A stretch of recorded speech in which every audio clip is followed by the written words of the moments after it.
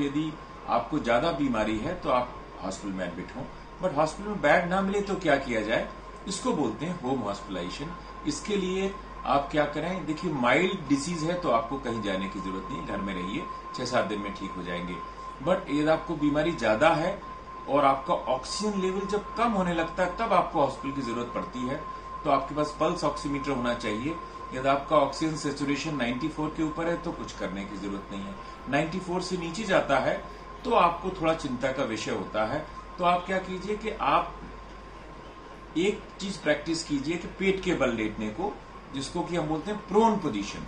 Normally हम पीठ के बल लेटते हैं, इसमें पेट के बल लेटिए और 2-2 घंटे लेटिए और 2-3 बार दिन में करिए तो आपका ऑक्सीजन लेवल बढ़ जाएगा, क्योंकि जब आप पेट के बल लेटते हैं तो आपका लंग एक्सपैंड होता है।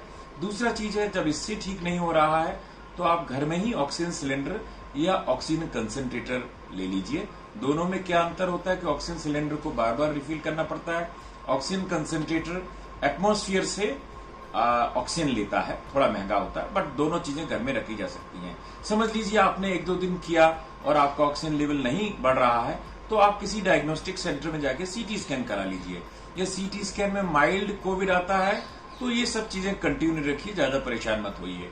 बट यदि चेंजेस सीवियर हैं तो जब तक हॉस्पिटल का बेड का पता लगाते रहिए, या फिर तो आपको एडमिट होना पड़ेगा।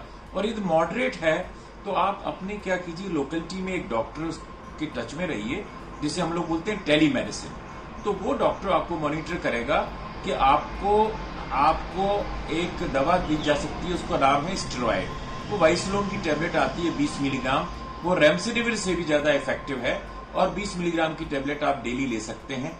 समझ लीजिए आपने ये सब कर लिया, आपने ऑक्सीजन भी ले ली, आपने स्टेरॉइड भी ले लिया, आपका डॉक्टर आपको बोलेगा भाई आपको बीमारी ठीक नहीं हो रही, तब आपको हॉस्पिटल में एडमिट होना पड़ेगा। तब यही दवा जो मुंह से दी जा रही है स्टेरॉइड, वो आपको आईवी दी जाएगी और साथ में एक और इंजेक्शन रेमडेसिविर।